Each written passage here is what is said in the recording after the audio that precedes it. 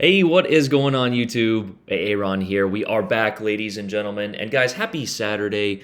I hope you guys are having a great weekend on this beautiful morning here, or Sunday, wherever you guys are in the world. I know my upside downers, it is Sunday. But guys, we were in the Warspite, and this game was captured a couple weeks ago on the live stream. And I'm pretty sure most of you know, but I got a comment the other day. I was like, why do you include your face in the footage? Well, because it was captured from a live stream, you utter moron. I clipped these from the live stream because they're just fantastic games, and honestly, I can't be bothered to play Legends too much beyond live streaming, but that's what this was from. And if you guys remember this game, this is like every Battleship player's dream, right? Perfect RNG, a good team, and these are the types of games that keep us playing Legends, honestly.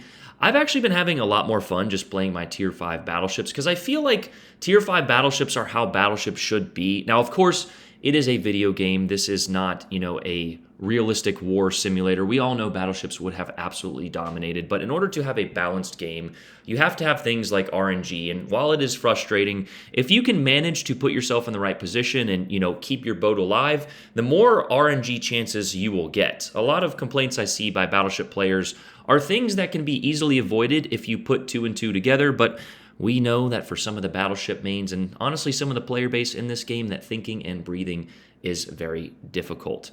It is frustrating when you do put yourself in the right position and you get that awful RNG roll. We were playing, what were we playing last night? And I was in the Yamato and I was just getting the worst RNG rolls, and it was not fun. But, that's something. This game is like chess, golf, and, poker all rolled into one, where it's gambling, you have to get the right set of circumstances, but also that perfect game, which we all are always chasing in golf or, some other sport, keeps us coming back. And guys, this moment right here. Oh, sweet, glorious. The Aoba stopped, then he accelerated again. We got perfect RNG, and oh my sweet goodness. I almost want to include my audio for that. Do you guys want to watch a replay? I kind of want to watch a replay. Let's watch it. I should have used the plane. Oh, please, sweet Jesus. Sweet RNGesus. Sweet RNGesus. Give it to me, give it to me, give it to me!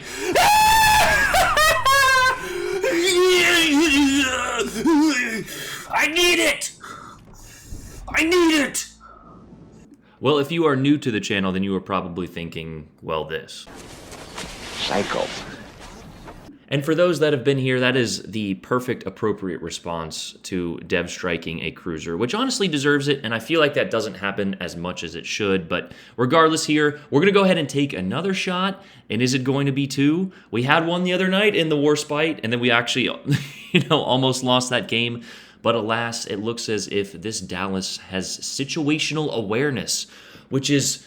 Wait, do I start complaining about the HE spam? No, that is simply a countering tactic, as he beaches into the rock for most battleships. Yes, cruisers are less armored than battleships and do deserve to utilize island cover and dodge when appropriate, although it looks like we caught him on this rock here, and if we're being serious, this should be another overreaction. Is it?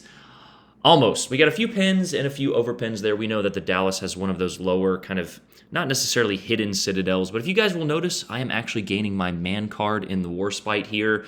I am pushing forward aggressively in the opening minutes as one of our destroyers dies, but the good news is our team actually balanced that out by killing another battleship. Destroyers definitely need to live past the 5-minute mark, but Guapard going against a carrier the carrier game's changed the strategy a little bit.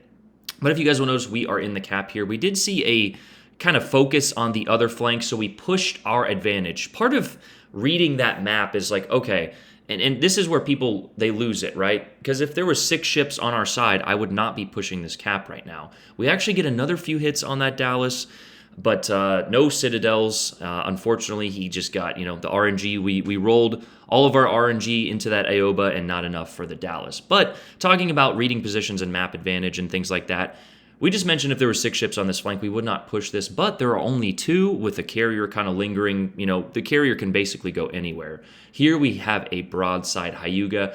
I'm not going to lie, I used a little bit of my paid actor budget in this. A few chunky, juicy penetrations, which is why you guys will see me aim that hair above waterline. And the reason we do that is sometimes, and it's just the way that the ellipse, the aiming ellipse works in Legends, is sometimes those shells will go low and sometimes they will go high. So if all of them go on the line there, you're just going to get 8, absolutely beautiful chunky penetrations for, 20,000 damage, approximately. The penetration values can vary, if you guys did not know that. On top of that, if a few of them go low, they're citadels.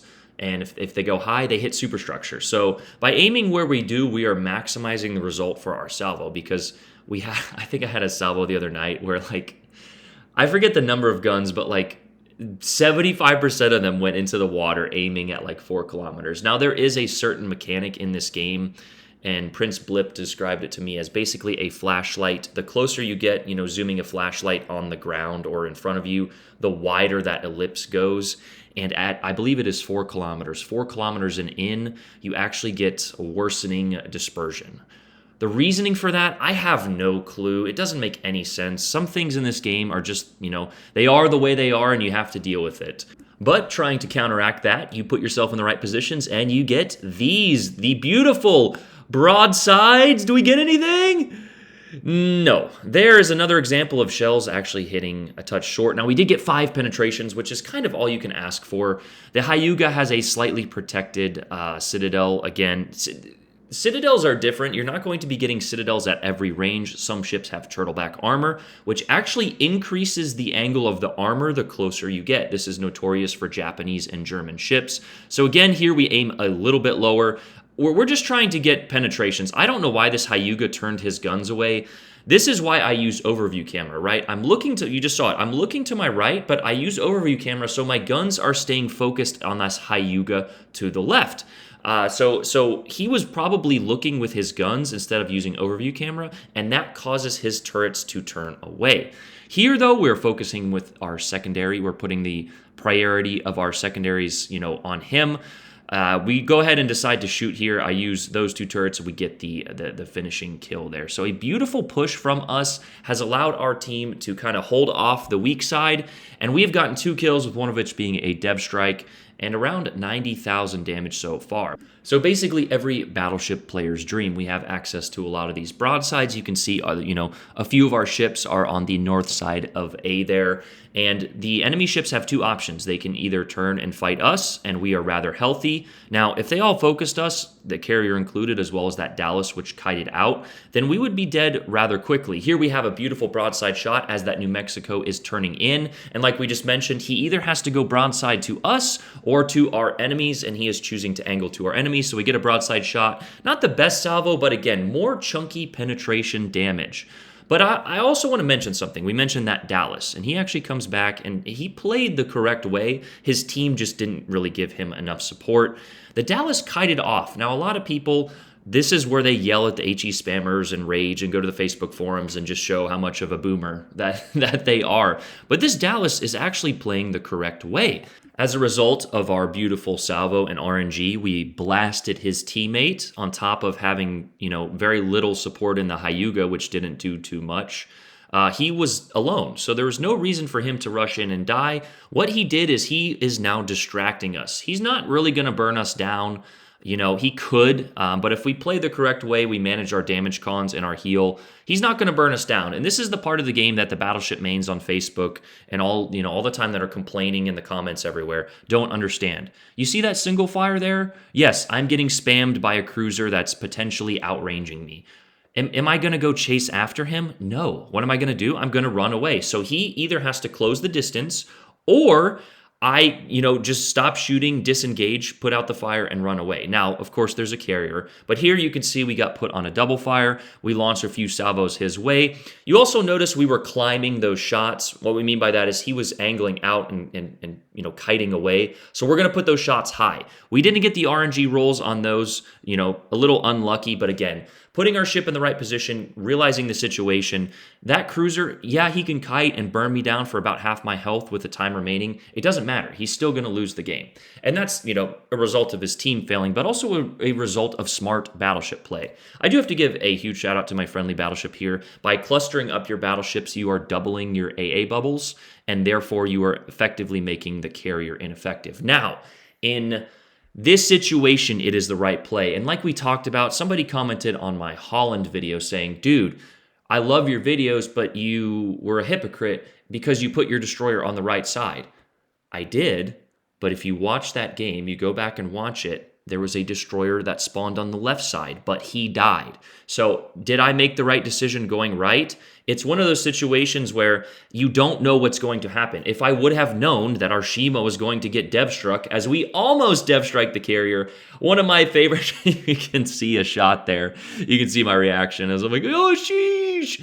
Yes, I go a little bit psychotic here when dealing with the player base, but there is not a one-size-fits-all approach. And, in this example, would I ever recommend doubling up battleships? Definitely not at the start of the game, but as this situation calls for it, we have eliminated most of our flank with the exception of that Dallas, and we have pushed through, gotten a cap, and decimated the enemy team as we get the final Citadel on the carrier there for kill number 3. So a beautiful display of, seamanship or battleshipmanship. Is it called seamanship or shipmanship? I think somebody said it's called seamanship, but just a beautiful display of how to be an effective battleship player in the certain situation. Now, I actually have another game in the California where we get absolutely focused. We're on the weak side, and we were not a quote-unquote man. And if you guys don't know what I'm talking about, and there is just another example of RNG. 6 shells hit a very small target,